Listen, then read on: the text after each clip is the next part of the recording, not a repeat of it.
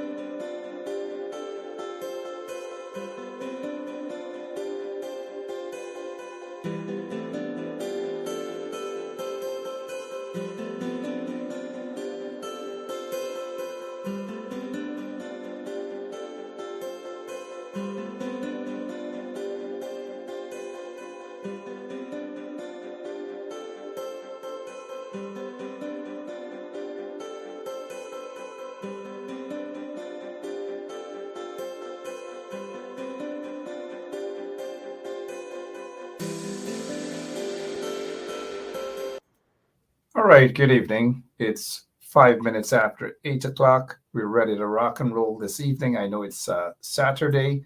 I know some of you guys are probably back from church and all these different things. You know what I mean? So just share the link and let folks know that we are going to be on for at least 59 minutes. I promise you that, at least 59 minutes. I know a lot of you want to know what's happening with this particular situation with the permanent secretary, with Robeson Ben missing in action. Robeson is actually hiding. He is in hiding. We don't know if he's sick. We don't know if he's just gone into hiding. We don't know if he's afraid. We don't know if he has had his visa revoked. We don't know what is happening. But what we know is that Jagdeo and Irfan, they're busy with the minister visiting from India. And welcome, of course, the minister from India.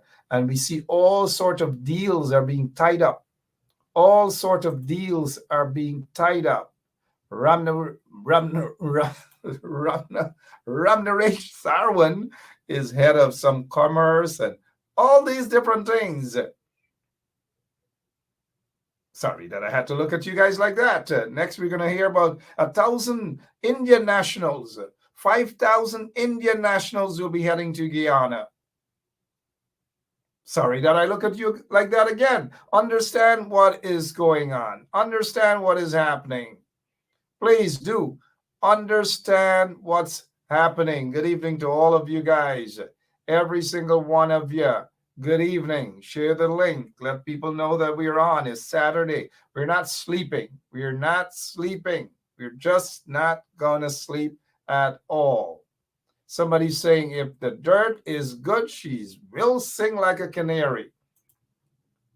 She probably already started singing all manner of songs. She's singing Alice Nine's. I don't know. I can't remember any of Alice Nine's song, but if you do, let me know. Or she's probably singing like Charmin Blackman. Oh, where we say? Oh, where we go?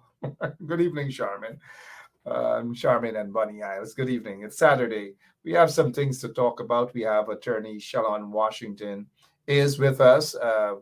We'll find out exactly what's going on. We want her to break things down for us. And, I can't pretend as though I'm a lawyer. I'm not a lawyer. And I'm not going to be like some other folks pretending that they're lawyers when they're not lawyers. I'm not going to do that. I don't pretend to be something that I'm not. I'm just an ordinary citizen wanting to speak to you guys and expose the corruption and so forth. Local government elections in Guyana. What's happening? What's happening? Before our operator Lemon, good evening to Lemon, hard at work. We have Miss Shalon Washington, attorney at law, is going to talk to you about some of the things that she does at her law office, her practice. And but I want to ask her some questions before we get into all the other stuff about her office and to have you call her whenever necessary.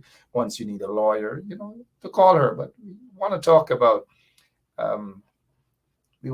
Let's try to get. Where's Lemon? Can we have Miss Washington in the studio with us, please? It's Saturday. I don't want to be able to fire somebody on a Saturday. It wouldn't be nice. Miss Washington, how are you? Hi, good night, Mark. I am doing well. How is yourself? Great. Thanks for stepping in the studio with us.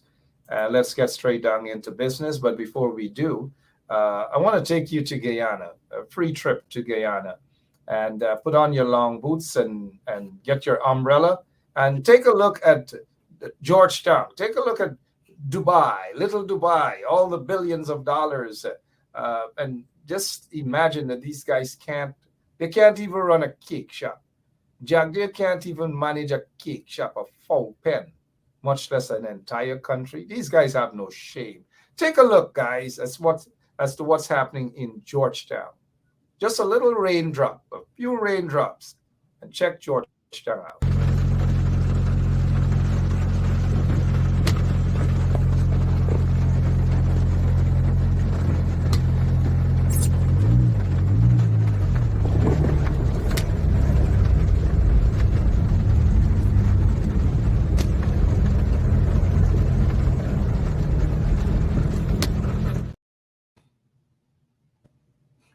That's the Cemetery Road area. Again, let's show our listeners. Georgetown again.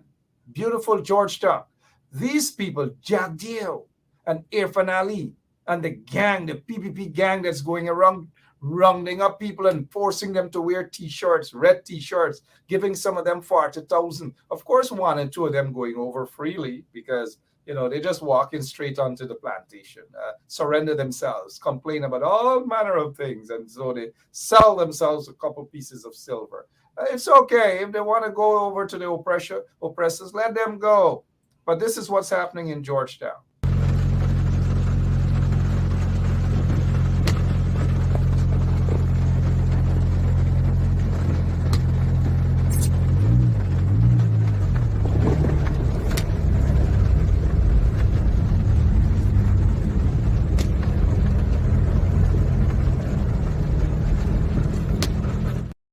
Yeah, that's what's happening in Georgetown. I want Jagdeo and Irfan them to call a press conference and say that this is a propaganda, that is not true. How does that make you feel? Billions of dollars, oil money. By the way, 214 million US dollars unaccounted for. And Jagdeo and Irfan Ali are so quiet. 214 million US dollars unaccounted for, oil money unaccounted for, but they want to talk about 18 million under the coalition. 18 million compared to 214 million. Good evening. The flooding in Georgetown. What's up? Um, Mark, I think what's going on there, it's a neglect situation. The infrastructure, the irrigation structure in Guyana, in Georgetown in particular, I think it was built a long time ago. And the current government has never, I think, I haven't, or if I'm incorrect, you could point me differently. But as far as I'm aware, they haven't done anything to improve the irrigation system in Guyana. I do recall on the APNU, steps were taken to maintain the system properly. A lot of cleaning was done to clean out all of the guttering and the irrigation to make the water move a little bit faster. So when the heavy rains would come, we wouldn't have such heavy flooding. But what I believe it has been neglected under the PPP. I think the PPP are not there. Like I say it, I've said it before, I've said it in the past, I've said it multiple times before. I'm not convinced as a Guyanese that the PPP are there for the Guyanese people. I think the PPP are there for their own self-interest. Every single one of those persons who are installed under the PPP and serving the people or pretending to be serving the people of Guyana, they're there for their own self-interest. And as long as they're taking care of their family, you see the sitting president, Ifan Ali, his mother has been assigned a position with the Sir Potter College. And I think it's a systematic problem where people, they go in on the PPP, they take up positions, and they're there for their own self-interest. They're there for their family, their friends, and they take care of their family and friends. They ensure that those people, whatever they are required, it's given. If they need land, the land is easy. They have easy access to the land. If they need a position, they get easy access to employment. But the real problem with the people of Guyana are not being addressed, because if you're not conforming to what their standards are, they don't have any time with you. So if you're not supporting them, if you're not a part of them, they're not looking at you. In the same situation, Georgetown is mostly Afro-Guyanese. Georgetown is neglected.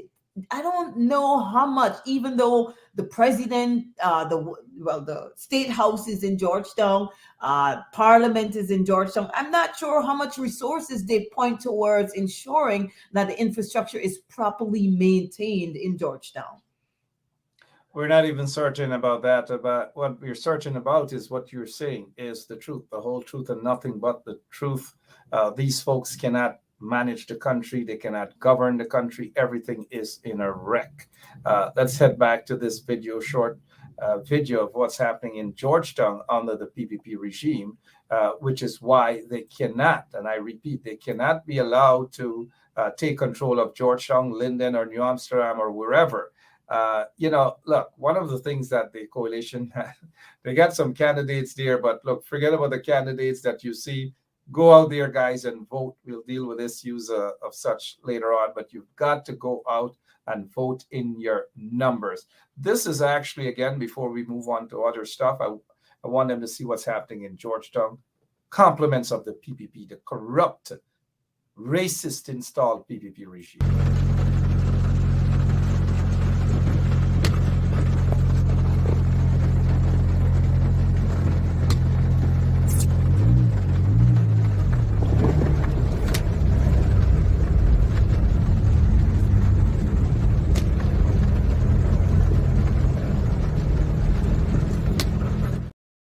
We want to thank those folks who have been sending us messages, who have been sending messages, sending photographs as to what's happening. We urge individuals to send us evidence. If you're working in a particular area and you see that there's evidence, you see that there's corruption, just don't be afraid, because one of the things that we don't do here at 107.1 FM, we don't expose our sources at all. We're very careful as to what we put out when you send us that information. Mind you, that is what we do here. We are very careful with these things. Miss Washington, again, I know when you were on a couple of days ago, we spoke about this here. I heard that Lindeners are up in arms. Lindeners are upset with the PPP for disrespecting them. And these guys, I'm told, they're walking around from community to community. Somebody said they saw one of them in the valley. They saw one of them in Bornham Drive. They saw the other one over at Mackenzie Market, talking to people and apologizing for this video. They said they didn't know what it was about, that they're all PNC and they will all be voting for PNC.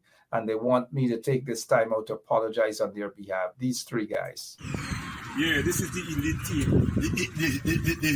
The root team. Strong team. Number one. PPP team. Yeah. Yeah, Sam, PPP all the way. Yeah, one Guyano. Yes. Holding the fort for Monday morning. In any weather, rain, sun, we are in here. the night.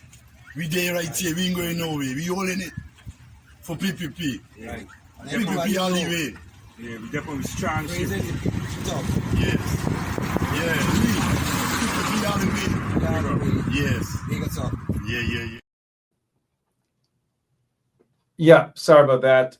I'm sure that the folks were hearing that. Let me know if you were hearing it. It was loud and clear, but those are the three guys. They want to apologize. They said that they're sorry. Their roots are really there in Linden. They've been there all their lives.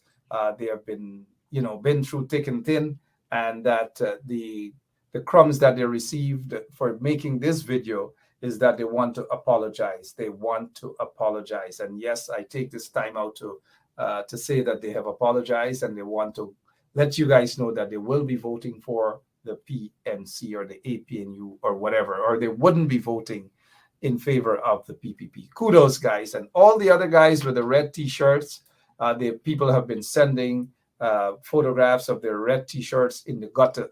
Take a look at this, Miss Washington. Take a look at this. You're not surprised, are you, that some folks collected a little money, collected a little shrimp fried rice, and dashing it in the gutter?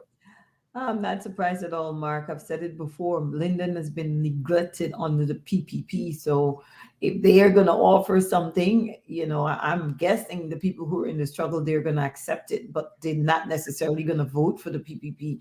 And that I'm happy about. I'm proud about those who have agreed or, stood their grounds and not bow to the foolishness of the PPP. Absolutely foolishness, fried rice. I tell you what, don't take the fried rice. Don't do these things. But quickly, before we move on to the other main issue, and then we want to talk about your practice as well. We want to talk about some things tonight.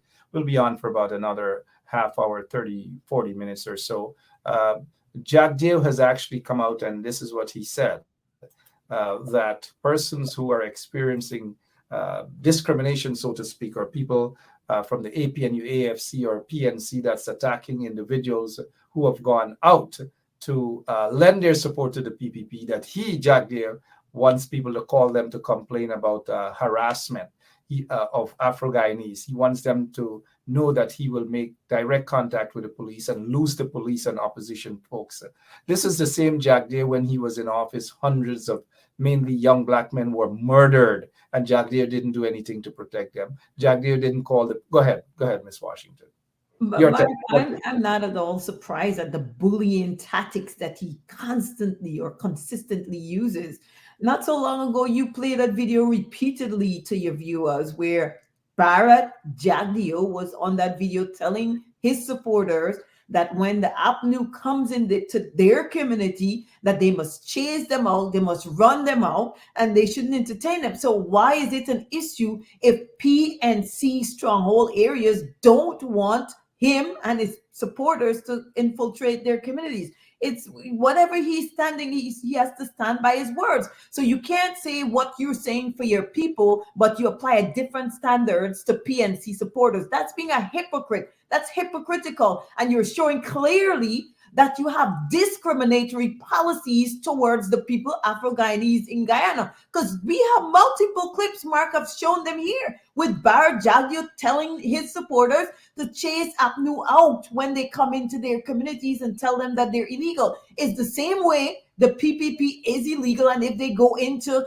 Afro-Guyanese communities, PNC stronghold area, they have the same right that he has advocated on TV, that the PPP supporters should chase APNU supporters out. Whenever they come, run them out, chase them out of their communities. So why is he having two separate standards? It's one standard for PPP supporters, and then he apply a different standard. That's called discrimination. There's a name for that.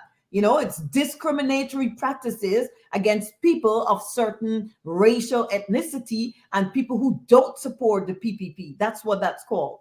And that's why we want to urge folks that whenever they see Jagdeo and his elements, whenever he sees Jagdeo and his thugs, to apply the same message to them. Chase them out. They're not wanted. They're illegal. Right across Ghana, when the ministers of Granger or Nagamutu come here after the 21st of March, you say to them, walk behind them, chase them out, they're going to be illegal. Say to them, you're illegal. Free up the country, you're undemocratic. They're going to face a different situation right across the country.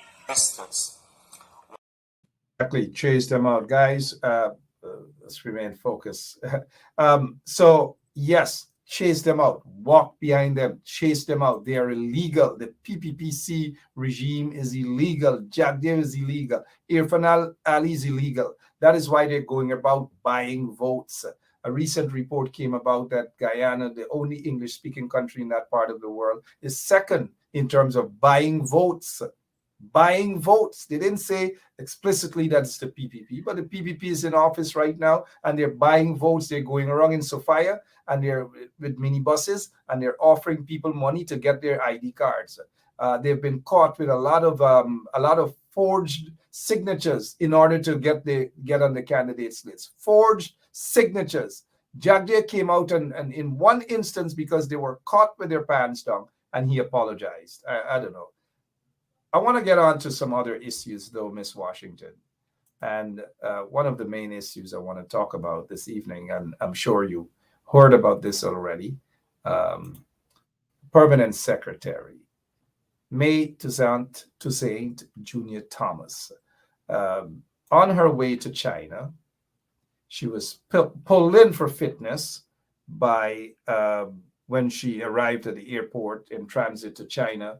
She was pulled in for fitness, and according to reports, her phone was confiscated. She was detained. She was allegedly handcuffed. In other words, can you explain what you think occurred here with her? Right, Mark. So not having much information from the appropriate authorities, which would be CBP, Custom and Border Patrol. They're the ones who protect the borders of the United States, and they prevent criminals from entering this country. They prevent terrorists. That's most of what they try to prevent: terroristic activities or prevent anything that is a risk to the national security of this country from being a threat. So in this instance, I believe she was transiting. So if a passenger is just merely transiting, yes, you have to clear customs. They have to take you through customs first, because especially if the person is likely to be transferred to a different flight, you have to go through security clearance. And in this instance, when she would have arrived here, that's where she would have first had contact with. She would have first had contact with CBP. If she was a person of interest to the U.S. government in any way, form, or shape, which I don't know, I don't have all the facts, but we can use speculative facts at this point, because we know for sure that her phone was seized. We know for sure, or I don't know if it was taken on a permanent basis, or it was just taken to, verify certain information that might be on the phone, and then it was given back to her. But if the phone was in fact seized by CBP, we're assuming that it's CBP because we don't know all the facts yet. If that's the situation, CBP do have wide powers it's not unfettered powers, but they do have wide powers when they're protecting the U.S. border against any alien who is in transit, or if you need admission into this country. And there's several instances where CBP have seized or taken phones away from aliens who were seeking access into the United States. In her case, her access would have been limited only to the extent that she was transiting. She was here for a few hours or whatever the time span was, and then she was going to continue her trip to China. In this instances, if they pulled her aside, if they took her phone and then she was detained, it must have been something that caused them to detain her. The CBP, even though they detain people very, very often, aliens are detained on a regular basis. A lot of times it's just for questioning. They just want to make sure that if you're coming into their country, you're coming for a legitimate purpose or reason, and you're not coming here to take, to work when you're not authorized to do so, or you're not coming here to commit any sort of criminal activity. But if your phone was already taken, that begs the question as to why. Because usually they'll question a person first. Then, if it becomes necessary, they'll ask you to open the phone for them to see it. I've had several instances where clients has called or their family has contacted my office, and they said a relative was detained at the airport, most likely JFK, and that CBP took the phone or asked the person to open the phone. They removed the password from the phone, and CBP was able to go through the log on the phone to determine whether or not there was whatever CBP was looking for. If CBP would have already been prepared, I don't know if she was questioned first. I don't know if they just right away took the phone, or she went to an officer. The officer had a conversation with her. Then they took the phone and then they detained her. I don't know, because detaining a person doesn't just necessarily come like that. It comes after CBP would have gone through certain steps. And if it's the case where as soon as she arrived and she went to CBP, she was arrested and her phone was seized, then it begs a question as to whether or not she was on a watch list, whether or not the federal government wanted to have an encounter with her for the purposes of questioning her, and whether or not they believe she was involved or engaged in some sort of criminal activity that was of national interest to the United States. These are questions we don't have the answer for. So at this point, we could just speculate that it was related to the CBP, that CBP are the ones who stopped, question her. Well, she would have obviously have to go through an officer if she was transiting, and that officer would have questioned her. And maybe they had information that they needed to verify, or they needed to take further steps with her. Or maybe there was a warrant. I don't know. Maybe she was engaged in some sort of activity that we're unaware of. And it could have been the CIA, the FBI might have wanted her in terms of, to question her regarding some sort of, I don't know. Or it could have been they believed that her phone might have had information that would have been of interest to the United States government. And maybe they had a warrant. Maybe they used a warrant. But CBP on a whole, they have wide powers to take certain steps as it relates to aliens. But those powers that CBP has, it has to also be within the ambits of the law. The same thing that applies in every criminal case when it comes to seizure, stopping, searching, the same rules apply. And if it's a case where there's information on that phone and the federal government would be interested in that information at some time in the future, I don't know. But if that's the case, I would believe that they would have gotten either a warrant, or they would have done this legally without, having to deal with the possibility of sometime in the future the way how that evidence was obtained is being questioned. So it's just speculating at this point. Speculating, indeed. And if in fact it was, it's a federal investigation that's ongoing, and they needed evidence of which she is a subject to that. You did mention that a warrant would have been issued for her arrest or for the seizure of her phone. In terms of any evidence, now this phone or whatever is on it can now, because they have gone through the legal process, can now be used as evidence in court, assuming that there is a federal investigation, assuming that there is a criminal investigation. Right, Mark. So that's what, if there was a warrant, because we don't have the information as at this point. So this is all speculative, guys.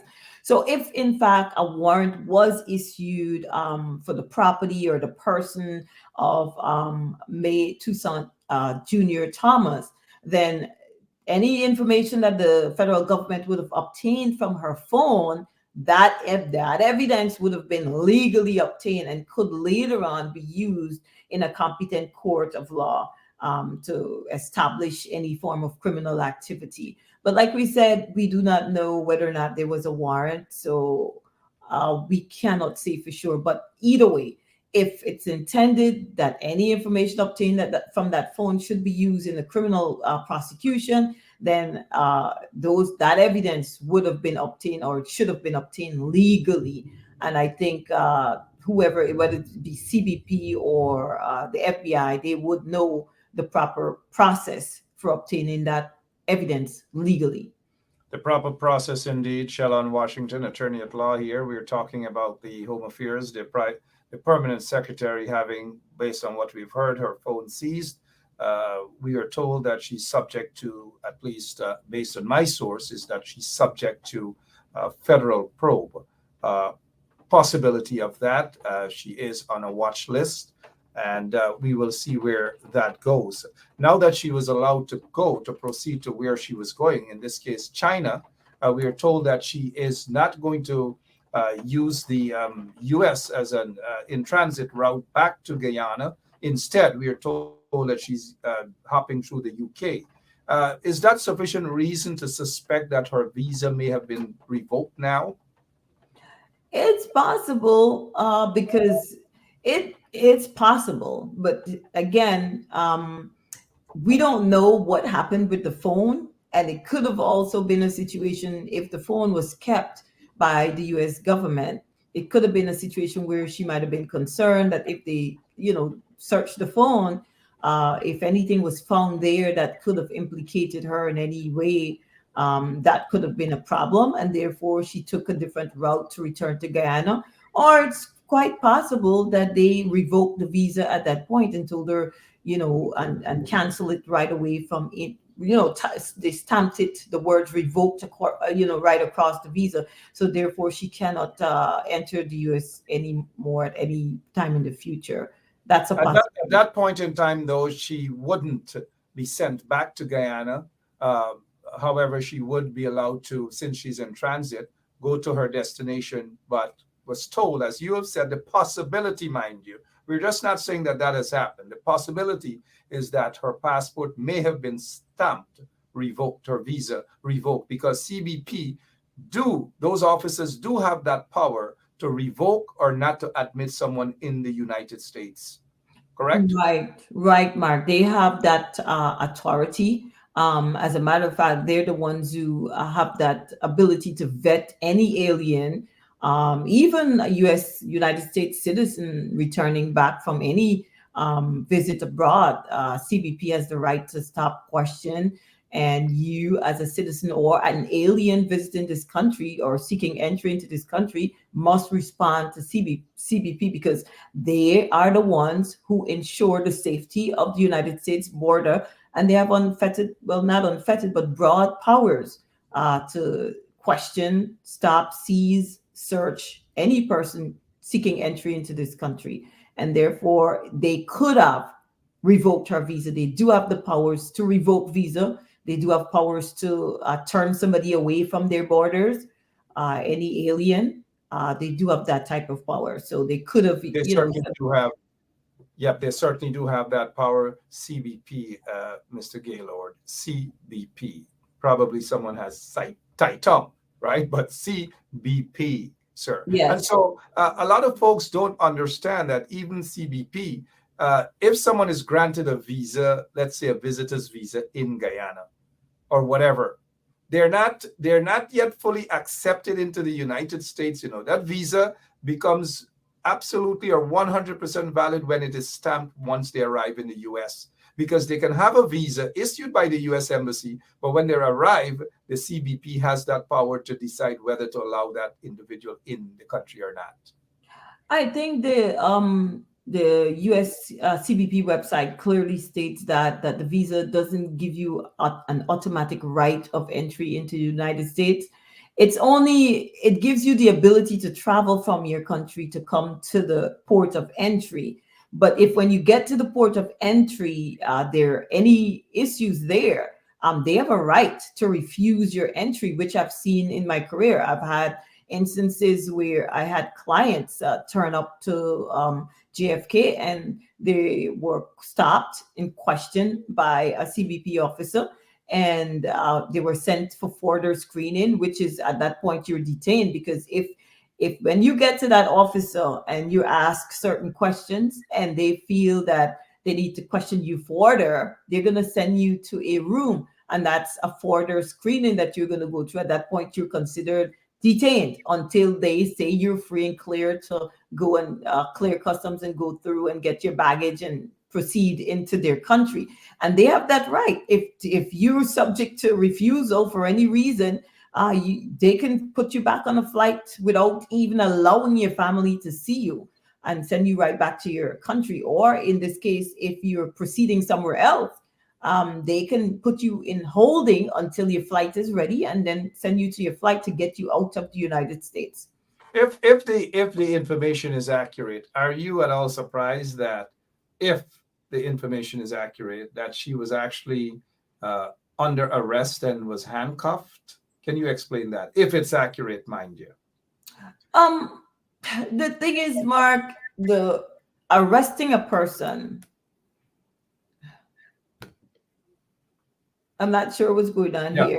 that's okay. We're here with you. We can see you. The thing about it, Mark, if somebody is put in cuffs, it gives me the indication, because generally, if you're detained by CBP, they send you into a room in holding. They don't generally put you in cuffs unless they deem you a threat or they deem that there's a serious information regarding serious criminal activity as it relates to that particular individual. So I would have imagined for CBP to put somebody in handcuff, there must have been serious allegations regarding that person. But the fact that the person was let go without being prosecuted at all, that's even more alarming, because maybe they were trying to do further investigation. Maybe they had information that led them to believe she could have been a threat to national security. Maybe they had information that could have led to them to believe that she was engaged or involved in some sort of criminal activity, and that led them to treat her as such, as a criminal, put her in cuffs and take her for questioning and to, seize her cell phone. There must have been information available to CBP for them to take such drastic measures, because I can tell you, I've seen several instances where people enter this country, CBP officer questioned them, and then they had reason to believe that that person needed to be questioned in more detail. And what they do is send them to a room where they question them further. But to put somebody in cuffs, if that information is true, Mark, I would believe, or I would be led to believe, that they had some sort of information which led them to believe she could have been a potential threat to national security or a potential threat to the United States in some way, form, or shape. Absolutely. Are you surprised at all that the usual vociferous Ali and Robeson Ben and Jagdeo on almost every issue, that now they're quiet about this particular issue? Possibly a breach, a breach of national security. Are you surprised that they're quiet? No, I'm not surprised at the hypocrisy. If it had been the shoes was on the other foot, I think they would have been very boisterous and they would have come out and they would have spoken against it. So I'm not at all surprised that when it comes to something that affects their administration, this is right in their own backyard. I'm not at all surprised that they're quiet, because they must be embarrassed about this whole incident here. They don't want to come out and tell the public, let the public know that this is the type of situation that is going on under the PPP administration. We have people whose visas are being revoked under this administration. We have people who they can't set foot in the United States because of their conduct, because of allegations against them being involved in certain criminal activity, and they're not allowed here. So I'm not surprised at all. It's a bunch of hypocrisy that is going on. If it was ANU, we wouldn't hear the last of it.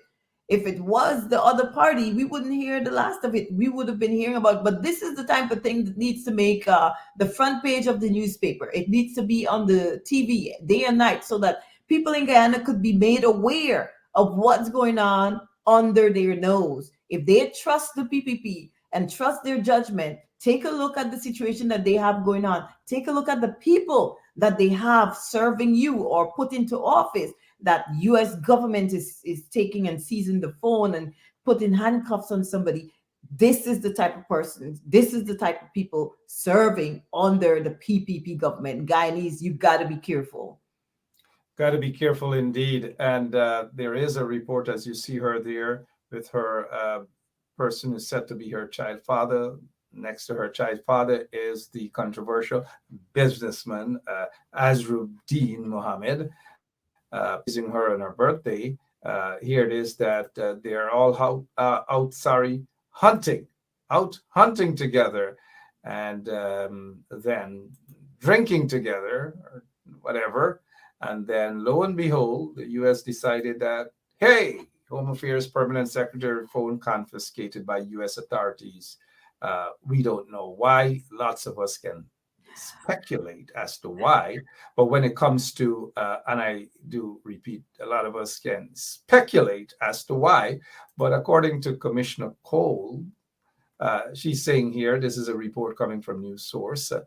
Commissioner Cole, good evening to you. She's saying the Permanent Secretary, May Toussaint Thomas, has spoken. Oh, really? Okay. Has spoken with some government officials on the issue and remains heavily traumatized by the ordeal. Of course, she'll be traumatized, right? While she has not provided a complete brief of her detention at the U.S. airport and the seizure of her mobile phone, she has related to some, quote unquote, government officials that she was left confused and helpless by the actions of U.S. authorities. A senior government functionary related to News Source, the permanent secretary was on her way to China. According to this here, she is heavily, according to Commissioner Cole, she is heavily traumatized. Heavily traumatized. Don't know why. Why is this even happening to me? I don't know why. I am left shocked. Oh my gosh. As a lawyer, obviously, that's not surprising. That's according to a so-called government official that's saying that she's heavily traumatized. Your take. Mark, Guyanese have a saying that you can't go to crab dance without getting mud on your foot. You understand? So if the permanent secretary is hanging out, she's associated with people on a watch list in the United States with questionable characters that the U.S. government is investigating.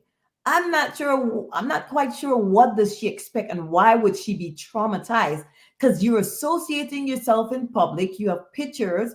I don't know where those pictures are, if it's on Facebook, but you must know that if somebody's under investigation and you're in close proximity to that person, chances are you're going to be called as being an associate of that person, and it's likely that you would have information regarding the conduct or the type of criminal activities or whatever type of activities that person may be involved in. So she shouldn't be surprised at all, and she shouldn't be traumatized at all. Because if you're look at the picture, Mark, I'm not sure where this picture came from, but they always have a saying like, show me a company and I'll tell you who you be. This is something that Guyanese people say all the time. So if this is her company and then she's surprised by the conduct of U.S. authorities, I'm not sure what type of people we have in Guyana serving the people of Guyana. Like, where's your thought process?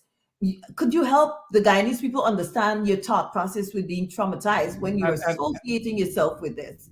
Exactly. Crying now, playing the victim. Oh, I'm traumatized.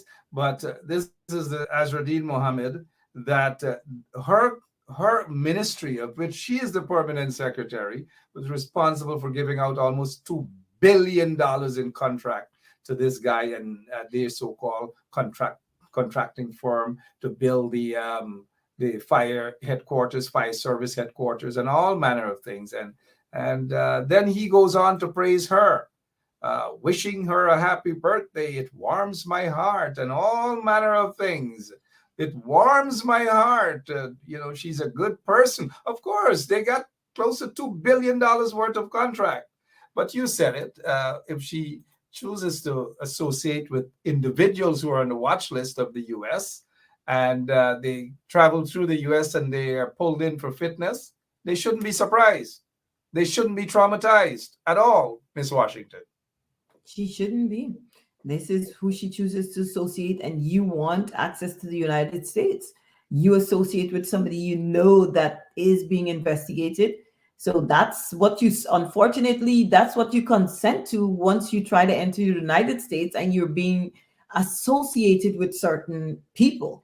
You consent to that. So if she knew she wasn't going to be consenting to the United States government seizing anything from her or stopping and questioning or detaining her, then don't come to the United States. Use a different method, a different route to travel back and forth to China, like she did to return. Yep.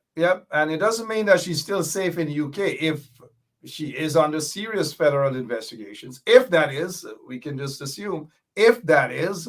But you know what, Miss Washington, I want to be able to give people that opportunity to take a quick break, drink some glass of water, drink something quickly, and we'll be back with more of Attorney at Law, Shellon Washington. Here's her commercial. Jot her number down so you can give her a call. If you have any case, if you're dealing with divorce, you're dealing with property issue, landlord, tenants, whatever other issues, she's a lawyer. Give her a call. So this is Attorney Shellon Washington, owner and founder of the Washington Law Firm, located at 455 Utica Avenue in Brooklyn, New York. We're specialized in medical malpractice, personal injuries, matrimonial law, and landlord and tenant. If you're in need of legal representation, please give us a call today. The number to call is 718-877-3100.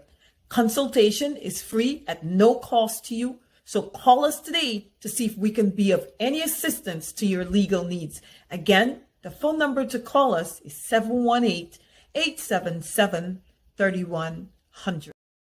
Miss Washington, look at what Jagdeo is saying. He's asking the police. He says he will personally ensure that every case is fully investigated by relevant enforcement agency to take strong action against those found culpable. This is a guy, Barrett Jagdeo, who when Moses Nagamutu, Kemraj Ramjatan, and those guys walked away, and scores of other people walked away from the PPP. He called them all manner of names: Nimakaram, Chamar, Katahar, Korhi, Lungira, all manner of things he called them. And he hoots, as we would say, he hoots his supporters on them, endangered their lives and the welfare and the lives of their families and so forth. Are you at all surprised that this guy is attempting to bully and intimidate again opposition supporters? Nothing about this individual surprises me, because even the way the country is being run, it's by a bullying type of tactics. He bullies people into submission. He forces them. He kills them. So me hearing him making such a public statement about the APNU, PNC supporters and threatening to take actions against them, I'm not at all surprised. Because like I said earlier, if the shoes were on the other foot, this wouldn't be. But now that the APNU, PNC, the supporters decided that, enough is enough. We do not want PPP in our communities. Stay out. So now he's threatening those people, and that is wrong. And it's like I said, it's two different types of policies depending on which side of the fence you are. If you're PPP, Indo-Guyanese, or if you're Afro-Guyanese, APNU, PNC, different types of policies applies to you. different type of actions he takes against the different type of people. If you're supporting PPP, fine, that's what he wants. And his tactics is more bullying than what he's referencing to those people in those communities. That is wrong. And somebody's rightfully saying it's very, very similar to a dictator where you're trying to silence people. Everyone that speaks out against your policies, everyone that speaks out against your actions, everyone that doesn't want to support you, you silence them. And that is what a dictator does. That is what a bully does. That is what somebody of his kind of character does to people, force them into submission. And I think this is what this is. That is nothing else but bullyism. That is nothing else but dictatorship, forcefully trying to lead people, not allowing them their options to choose for themselves, to do things independently within the ambits of the law. Certainly, that's not going to happen. The people are going to stand up and ensure that they exercise and their constitutional rights. I noticed that individuals who questionable background suddenly become so filthy rich. They feel that people are jealous of them. Oh, people are jealous, and they're putting out statements on Facebook. Oh, people are jealous of them. Somebody, that person might be watching who the cap fits wearing. Somebody's jealous of them, and come on. Tell that to U.S. law enforcement agencies. But since Jagdeo is talking about investigations and wants the police to investigate, this guy is a kunumunu. I want him to call on the police to investigate this here. Source. Maybe the Chinese company that did not get the agreement that they wanted here, maybe they're the ones who told you. Or it could be just a fictitious thing. Okay, well, let's talk about specific individuals. What is your relationship with Mr. Su Jerome? So my relationship? Nothing. He's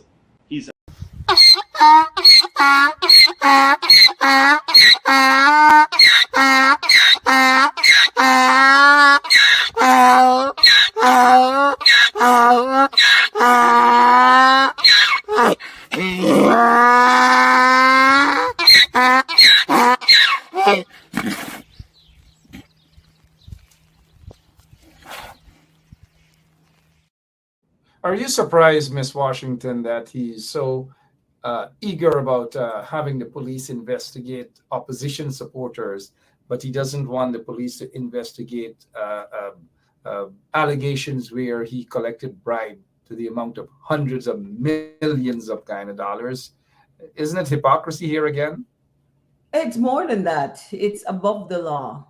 What Jagdeo operates, the way he operates and his administration operates is as if they are above the law. And you know what? The Guyanese people allow them to be above the law and to operate as such, where you have an administration with persons there who have engaged multiple times in criminal activities, but the people of Guyana sit idly and just allow it to continue year after year after year, allow them to engage in fraudulent conduct and not take actions.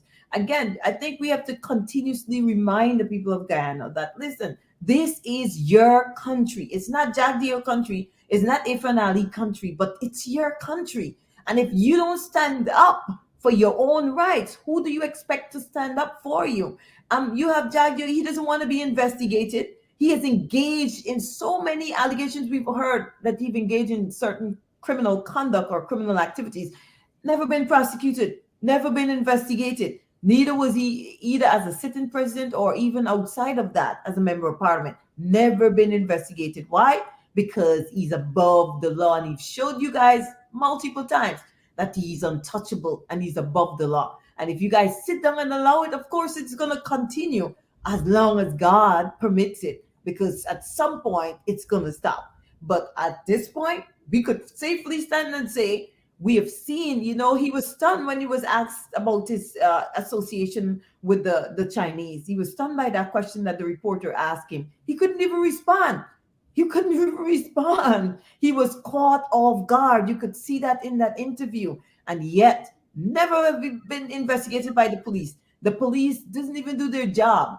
They themselves, they're puppets, they're controlled by whoever is in power. So they're powerless when it comes to whether or not they're going to investigate any criminal conduct or any allegations of criminal conduct by Bar Jagdeo. So I'm not at all surprised at this type of conduct. He's now eager to have APNU, PNC people investigated, but he doesn't want himself to be investigated. Double standards. This Above is the law. That's how we this act.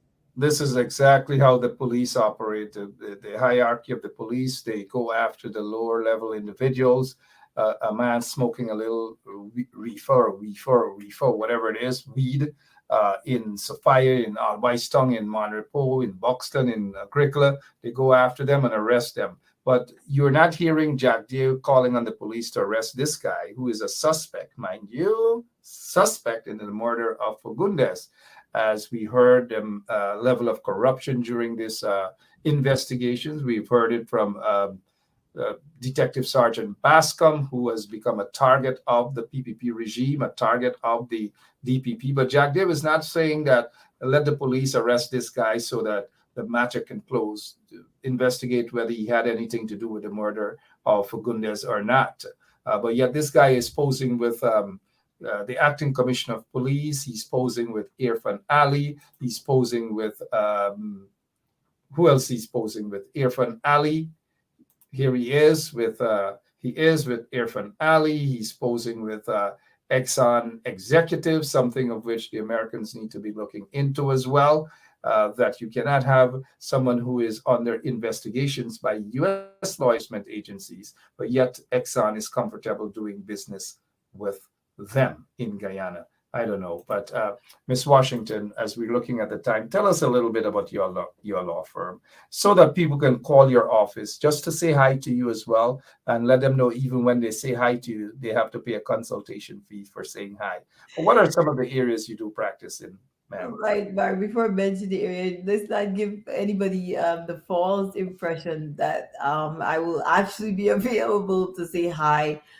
This is why I do this here. I say hi here because on weekdays I'm really in court. I'm seeing clients. I'm taking I'm really busy on the weekdays. But having said that, I do offer free consultation on legal issues, which means that if you do call, that consultation, you will have a limited, and I stress that, a limited free consultation. So do not expect to be on the phone with me for an hour or half an hour or going. It's a limited free consultation where I guide people as to whatever the legal issue might be. And if it requires a further in-person evaluation, that you schedule an appointment to come in, then we move to that step. But the areas that I do practice in Brooklyn, I do medical malpractice, personal injuries, landlord and tenants, divorces. And from time to time, to a limited extent, we do practice immigration. So immigration was one of the areas I did a lot of when it started off at first. But I'm pretty much engaged in that, but it's not one of the biggest areas that I do. I focus mostly on the cases like the medical malpractice, the personal injuries, the divorces. I do have a lot of divorce clients out there in Brooklyn. A lot of, like I said, a lot of my clients are Caribbean-based people. That's where most of my supporters are. And my office is located at 455 Utica Avenue in Brooklyn, New York. We do only take people strictly on appointment, but you can do walk-in if you would like to walk in and book an appointment. We do allow that because the staff are there 5 days a week, Monday to Friday, 9 a.m. to 5 p.m. So if you do have any questions, any issues, do feel free to call the office at 718-877-3100. That's the office number. Busy indeed, and I'm glad that you clarify that the highs are only said right here on the show. So Ms. Washington just gave you all the areas which she covers. Your office location again, please, for those who are in Brooklyn. Right. The office is at 455 Utica Avenue. That's Suite 2R. It's just up. It's the second floor, so you have to walk up the stairs. Brooklyn, New York, 455 Utica Avenue, Brooklyn, New York. And also, guys, we do have a Facebook page, Washington Law Firm. You follow that page, click the like button, follow the page, and I am also available on Facebook at my using my name that you see there, Shellen Washington. I am also on Facebook. Facebook, indeed. You can ensure that you go on her Facebook page. What is it? Shellen Washington or Washington Firm? Which one? I have both. The firm has a Facebook page, Washington Law Firm, and then I also have my own personal page, Shellen Washington. Absolutely. You guys can go and click on like on the Washington Law Firm Facebook page, inbox her if you have a question. If you need to consult her with anything, use her for whatever matters you may have. Feel free to give her a call. Here's our ad again. Before we go, though, I have a final question for you, Miss Washington. But here is Miss Washington's information. So this is attorney Shellen Washington, owner and founder of the Washington Law Firm, located at 455 Utica Avenue in Brooklyn, New York. We're specialized in medical malpractice, personal injuries, matrimonial law, and landlord and tenant. If you're in need of legal representation, please give us a call today. The number to call is 718-877-3100. Consultation is free at no cost to you. So call us today to see if we can be of any assistance to your legal needs. Again, the phone number to call us is 718-877-3100. All right, Ms. Washington, having covered all these matters here tonight, the hypocrisy of Barrett Jagdeo, we are hearing a lot of forged signatures on the PPP's list, hundreds upon hundreds of forged signatures. They've been caught with their pants down. I don't know what's happening. The chairman of the Guyana Elections Commission, Claudette Singh, is very quiet on all of these issues. But tomorrow, I'll definitely possibility that I'll be back on to talk a little more about that. But concerning the matter that we started on, which is the permanent secretary, Ms. Thomas, the fact that she was allegedly detained, allegedly handcuffed, and her phone was actually taken from her. Where do you think this matter will go from here, assuming you have that crystal ball, that legal crystal ball in your hand? I believe the mere fact that they permitted her to leave doesn't necessarily give an indication that she's going to be prosecuted for anything. But then, I do believe we have, with the United States, Guyana do have treaties which allow for extradition. So if they need to extradite her from Guyana to here, if in the future any sort of evidence or information is discovered that she is engaged or she's associated in any form as an accessory or as a co-conspirator with any criminal activity, then I guess they're going to proceed in that direction. But the way I see it is the fact that she was allowed to leave without being subject to any charges or anything of the nature passing through the criminal court in any way or form. That would give the indication that at this point they do not have sufficient evidence to take any further action against her. So because the U.S. government doesn't just, if you're engaged or they find sufficient information that you're engaged in any sort of criminal activity, the next step would be to file charges against you.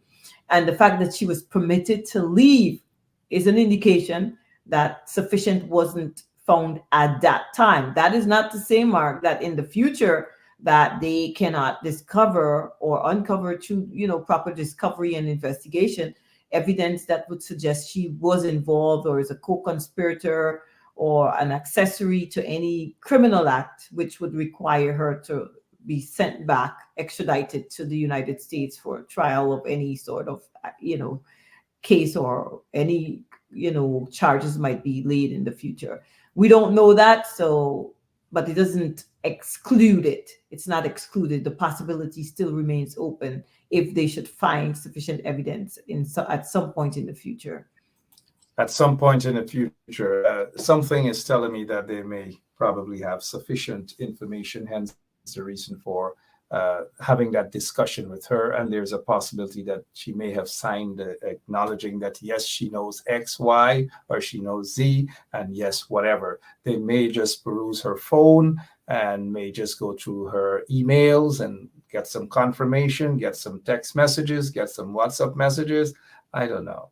But for now, I just want to thank you again so much, Attorney Washington, for taking time out of your busy schedule away from your family, for explaining this situation from a legal standpoint to the best of your knowledge.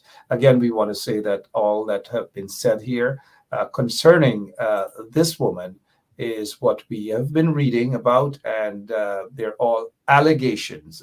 We want her to come forward to say whether some of these allegations are true or not, whether she was handcuffed, whether she was arrested. We are just stating based on what we have heard. And we are waiting for her to hold that press conference to explain what happens. And then when she explains, we will get our sources also to state whether her explanations are accurate or not. Any other thing quickly before we go, Ms. Washington? Right, Mark. I think eventually the truth will come out. Either it's going to come out through press release, or, eventually whatever it was that she knows the truth, it's going to eventually come to the forefront.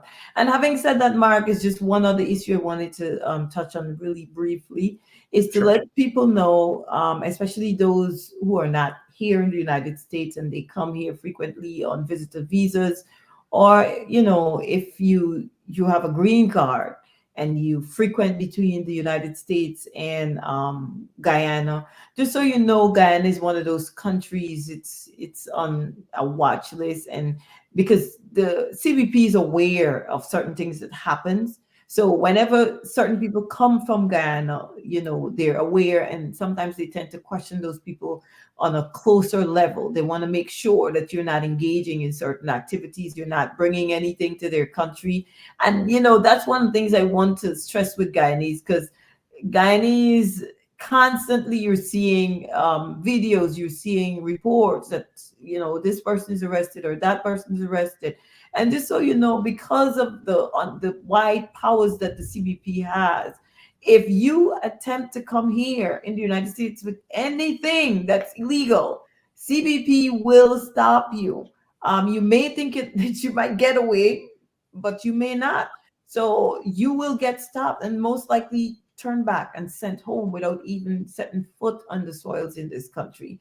And a lot of times people are unaware that that visa that you're carrying around, it could be revoked. And once it's revoked, you cannot get another visa under any circumstances. There are limited circumstances where if you got a revoked visa because of your engagement in any type of activity, that in the future, 10 years from now, that CBP, that the US government, USCIS might change their mind and reissue another visitor's visa.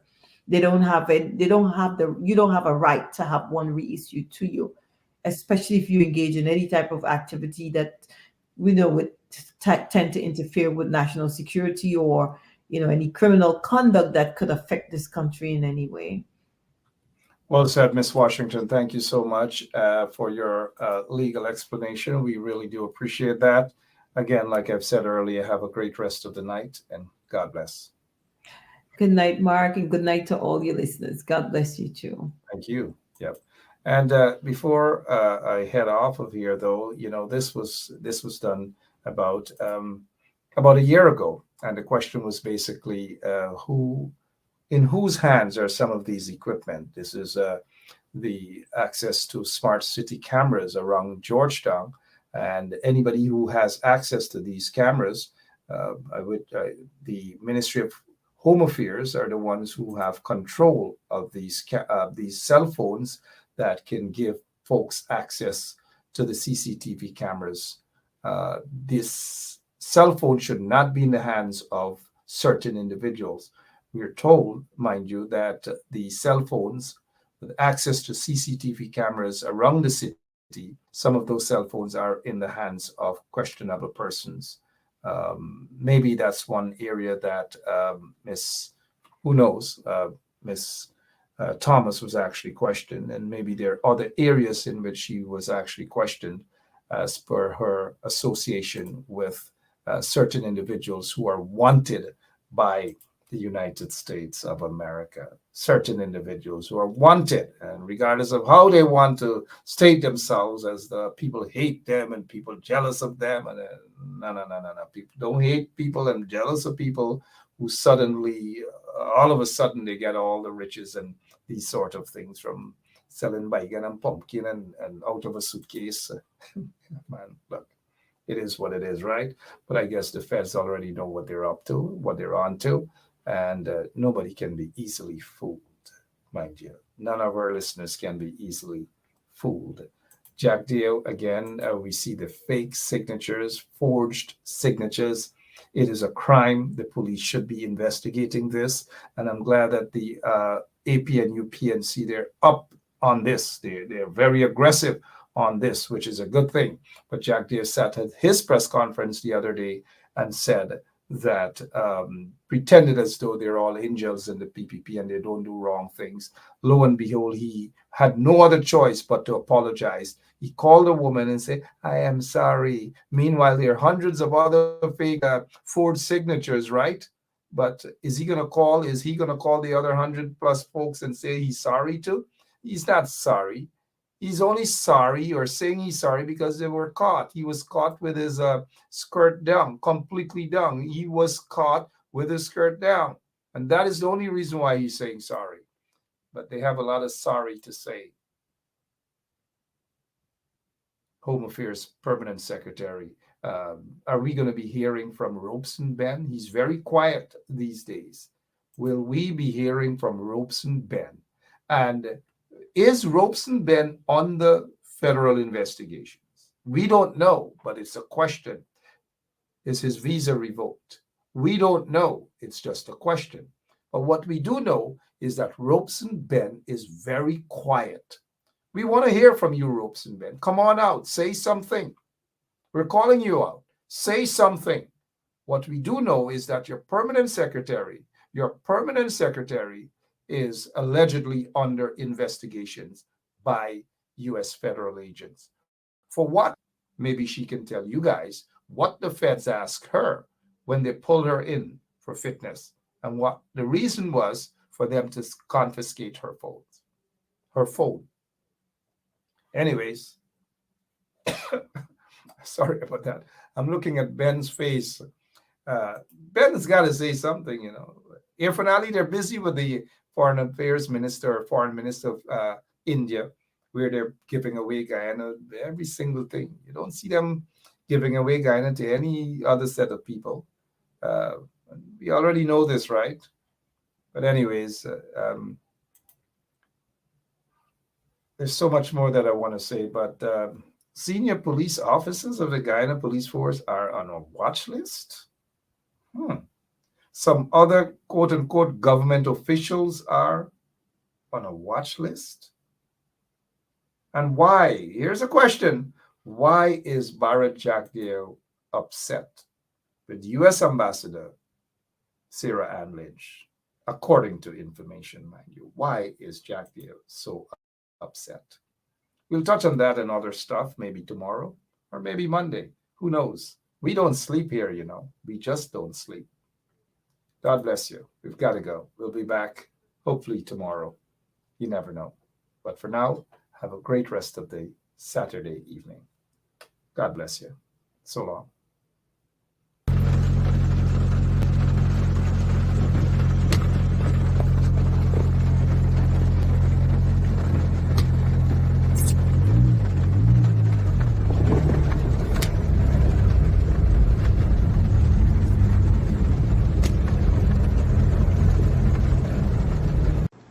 Guyana, really nice. Guyana, it's a nice place.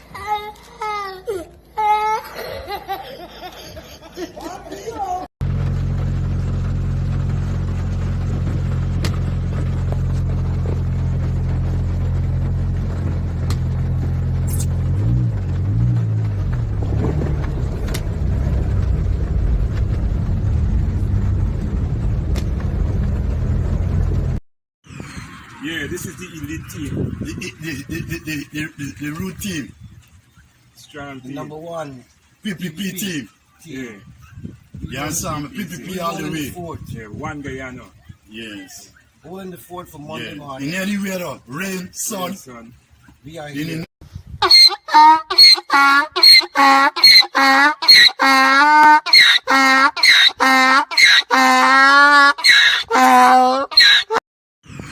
Yeah, this is the elite team.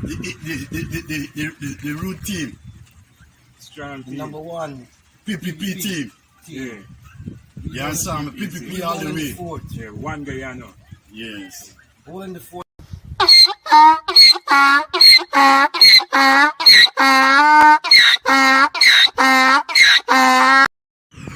Yeah, this is the elite team.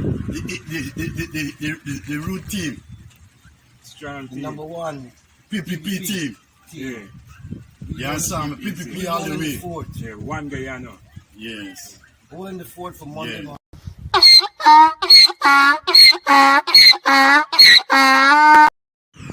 Yeah, this is the elite team. The root team, Strong team. Number one. PPP team. Yeah, You understand me? PPP all the Holding the way. fort. yeah, one Guyana. Gal, you already know what I want. Let me go. Give me Polari, I want Polari. Give me Polari, I Yeah, this is the elite team. The root team, Strong team. Number one. PPP team. Yeah, Gal, you already know what I want. Let me go. Give me Polari, I want Polari. Give me Polari, I want Polari. Give me Polari, I want Polari. Give me Polari, I want Polari. Rumble. Basement level vibes with another one, straight up blackness. Aye, who tell the truth? Mark Benscop, defend the ghetto youth. Mark Benscop, radio station is the fruit. Mark Benscop, straight up from the root. Mark Benscop, who tell the truth? Mark Benscop. Hello, this is attorney Shellen Washington, owner and founder of the Washington Law Firm, located at 455 Utica Avenue in Brooklyn, New York. We're specialized in medical malpractice, personal injuries, matrimonial law, and landlord and tenant. If you're in need of legal representation, please give us a call today. The number to call is 718-877-3100. Consultation is free at no cost to you. So call us today to see if we can be of any assistance to your legal needs. Again, the phone number to call us is 718-877-3100. yeah, this is the elite team. The root team, Strong team. Number one. PPP team. Yeah, You understand me? PPP all the Holding the way. fort. yeah, one Guyana. Yes. Holding the fort for Monday Yeah. morning.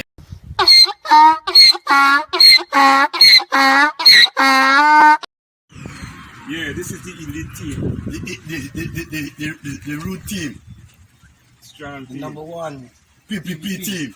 Yeah, You understand me? PPP all the Holding the way. fort. yeah, one Guyana. Yes. Holding the fort for Monday Yeah. morning. In any weather, rain, sun, Son. We are in the here. night, we there right here. We ain't going nowhere. We holding it for PPP. Yeah, Right. And PPP everybody all the know. way. yeah, we definitely strong ship. Crazy stuff. Yes.